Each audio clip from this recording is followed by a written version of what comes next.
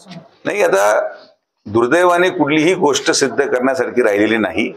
त्यामुळे एखादा नवा मुद्दा घेऊन त्याचं राजकीय अस्तित्वाचा प्रश्न ज्यांचा निर्माण झालेला आहे, तर त्या मुद्द्याचा वापर करून आपलं राजकीय अस्तित्व कसं स्थिर करता येईल या दृष्टिकोनातून तो कैवल्यवाना प्रयत्न आहे।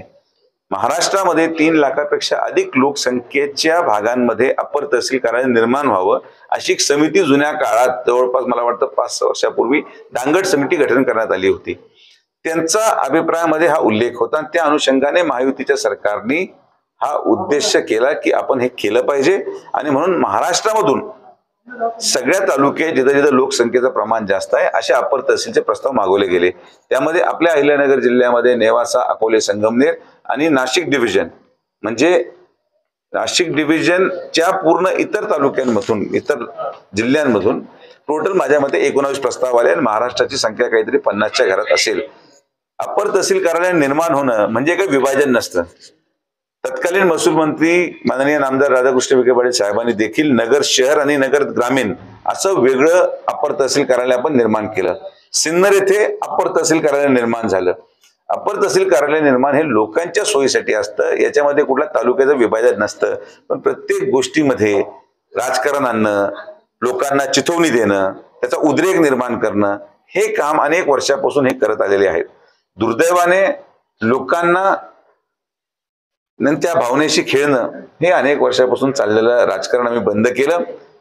आज जेव्हा अश्वी बुद्रुक अपर तहसील कार्यालयाची निर्मिती झालेली असेल तेव्हा ज्या ज्या तालुक्यांमधल्या गावांना त्याच्यामध्ये समावेश व्हायची इच्छा असेल त्याच गावांना त्याच्यामध्ये घेतलं जाईल।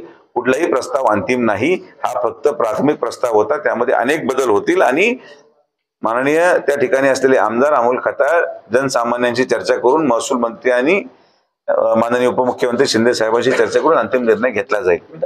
नाही, विरोध हे पहा, पराभव होणं ही काही नवी गोष्ट नाही। पराभव कोणाचाही होऊ शकतो, माझाही झालाय, त्यांचाही झाला। पण पराभवानंतर आत्मचिंतन करून आपण कशामुळे पराभूत झालेलो आहोत याचा विचार विनिमय न करता नवीन नवीन राजकीय वादांना तोंड देणं आणि त्या आधारावर जनतेची दिशाभूल करणं याचा परिणाम अजून येणाऱ्या कालावधीमध्ये त्यांच्या दृष्टिकोनातून घातक होईल एवढंच माझं एक मुलगा या नात्याने सल्ला आहे। नाही, आता नेतृत्व म्हणण्यापेक्षा महायुतीच्या माध्यमातून संगमनेर किंवा फक्त संगमनेरच नाही, अहिल्यानगर जिल्ह्यातल्या प्रत्येक भागामध्ये स्थानिक स्वराज्य संस्था निवडणुका पूर्ण ताकदीने महायुती लढेल। जिथं समन्वय नसेल तिथं समोर समोर लढू आणि समन्वय नसल्यावर आपण लढल्यानंतर देखील शेवटी जिल्हा परिषद असेल, नगरपालिका असतील, नगर परिषद असतील, महानगरपालिका असेल, यामध्ये महायुतीची सत्ता कशी येईल यासाठी आम्ही प्रयत्नशील राहणार आणि त्यासाठी सगळ्यांना बरोबर घेऊन काम करू।